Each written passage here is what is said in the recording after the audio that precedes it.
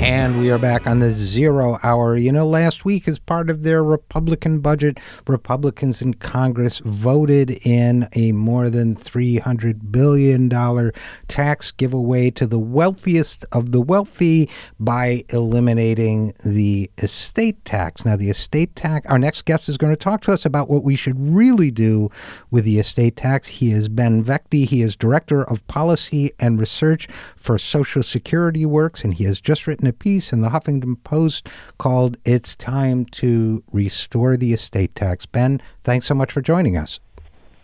Glad to be here. So listen, you had several key points, I think 4 or 5, about why it is time to restore the estate tax, starting with a strong estate tax is in the DNA of American political culture. Let's do a little genetic research here. What do you mean by that?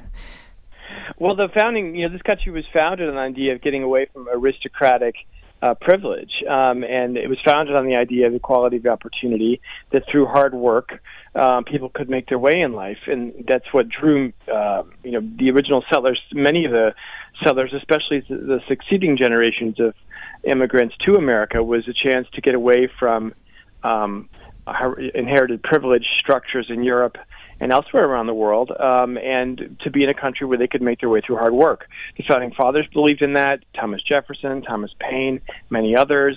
Throughout American history, most of our great leaders have talked about the importance of equality of opportunity.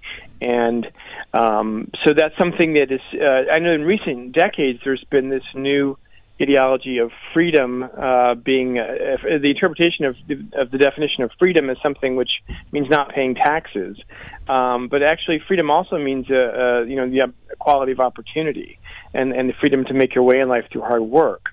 And if the best jobs and the best opportunities go to people whose parents were able to give them a head start in life, then you don't have that kind of freedom.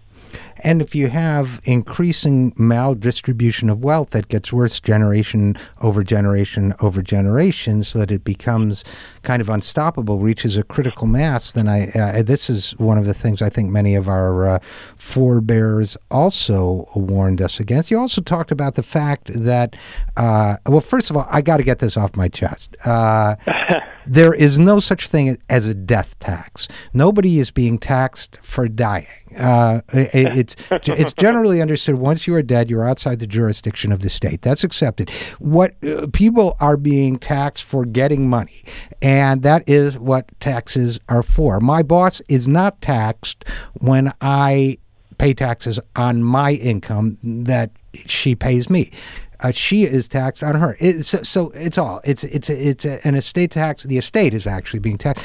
But so when you say it's in the DNA of American political culture, and you list all the, including Andrew Carnegie and all sorts of people, Herbert Hoover, who supported a strong estate tax, but also from the late 1930s, you point out, through the 1970s, the top federal estate tax rate was always 70% or above. Now, what happened in 2000 to change that?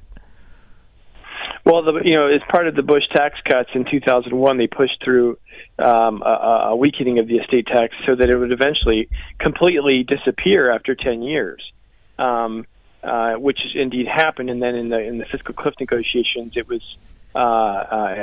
reinstated, but in a much weaker form.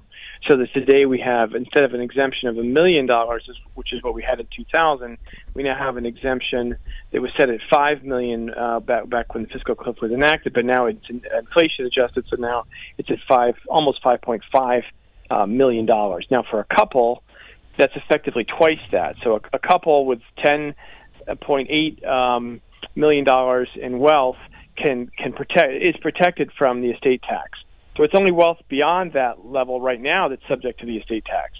And I think we need to get it back down to at least the 2000 level, which would have been $1 million per person or $2 million per household.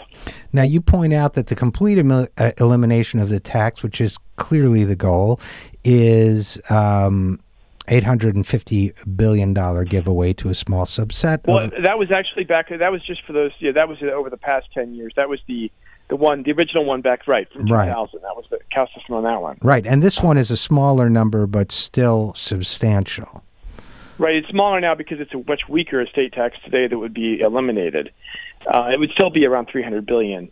Over 10 years. But the whole notion of even discussing it's absurd. I mean, the estate tax, given we all know how much inequality has increased in the last 3 or 4 decades, and the real concern here is that inequality is something that has increased recently. But the long-term effects of rising income inequality is rising wealth inequality, and especially intergenerational transfers. So we won't see the full effects of the rise in inequality since the 70s. We won't see that in terms of wealth transfers until the next 10, 20, 30, 40 years. So there is a lot of accumulated wealth from the last 3 decades, a lot of accumulated inequality from the last 3 decades that is about to be transmitted to our children and grandchildren if we don't take measures to stop that. Right, and further accelerating this inequality almost exponentially. But we're talking with Ben Veghte, Director of Policy and Research at Social Security, works about the estate tax. Why shouldn't we just go back to the levels we had for all those years, beginning in the 1930s through the 1970s? Why? I mean, other than the political limitations, from an economic point of view, why wouldn't that be reasonable? No, that would certainly be reasonable, but this was just in terms of being within the scope. The nice thing about pointing about the 2000 level is that everyone knows how great the economy was doing in the 1990s. So it's clear that the 2000 level certainly didn't hurt economic growth, but neither did it the level that we had in the 40s, 50s, and 60s. So I agree with you. If there was no reason not to go back to those levels, but at the very minimum, we should restore it to the 2000 level. And that was exemption up to $1 million, which annoys me because if you work for a living, you don't get an exemption. But okay, understood. The logic is so exemption of $1 million versus 5, a top marginal rate of 55%, and even if it's $1 billion, I mean, this to me is so reasonable. It's so moderate.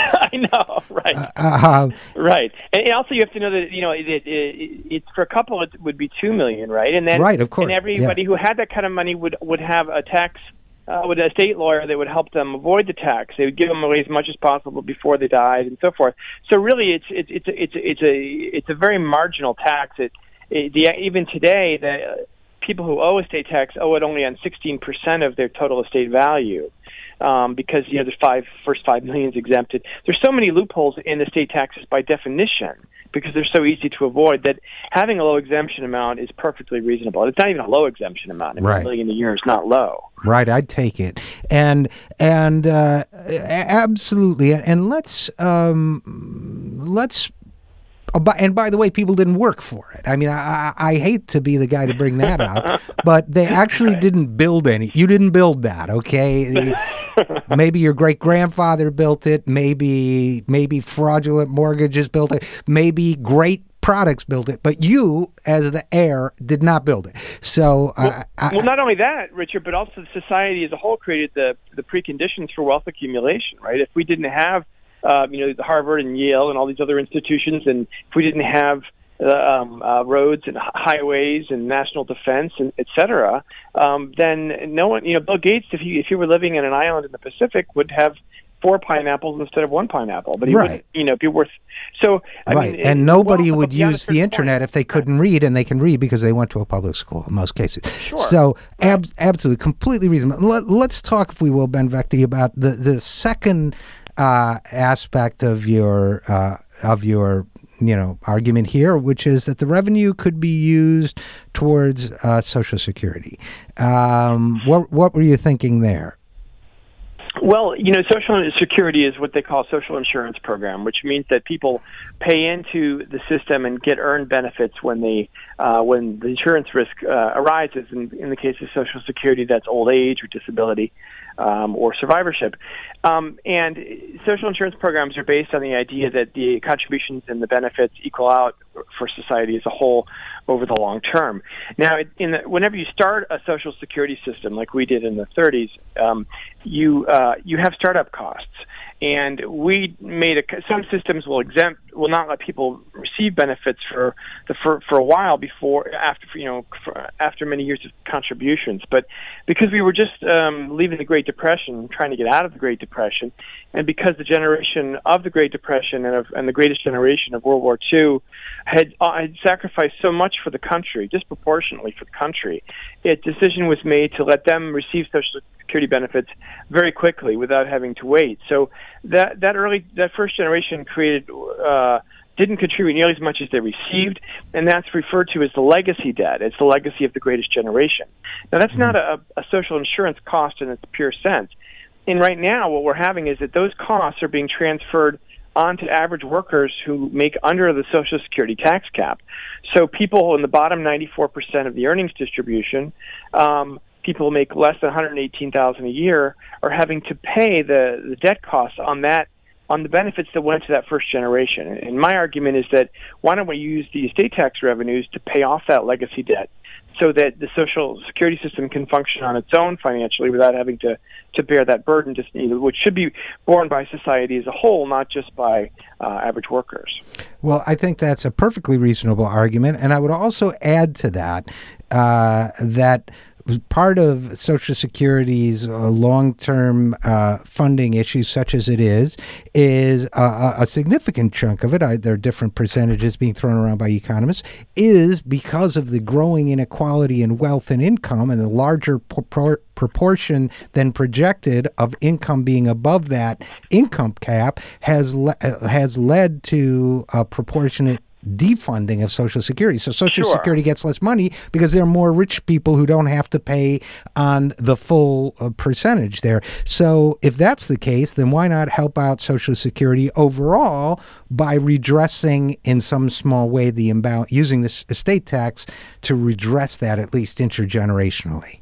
Have I put that fairly clearly? I mean, is that, yeah. At least to you. I don't know about the audience, but you get it, right? Right. Well, part of the reason Social Security's finances aren't doing as well as they would otherwise is because of rising inequality. Right. So it makes sense. Sure. I mean, it's another argument to do so. But in any case, the estate tax reduces inequality in two ways. It reduces the wealth transfer across generations, and it generates revenue that we can use for things like education and jobs programs that help reduce inequality as well by creating shared growth. So there's and if we do both of those things, we're also going to help Social Security's finances. So I think it's really a no-brainer that we should restore a robust estate tax. Well, you convinced me, and I'm a tough sell. So thanks for coming on the show and talking about it. We've been talking with Ben Veghte, who is Director of Policy and Research for Social Security Works. Ben, thanks so much for coming on the show. Thanks for having me on, Richard. You bet. We will be right back after this. I'm Richard RJ Eskow, and this is The Zero Hour.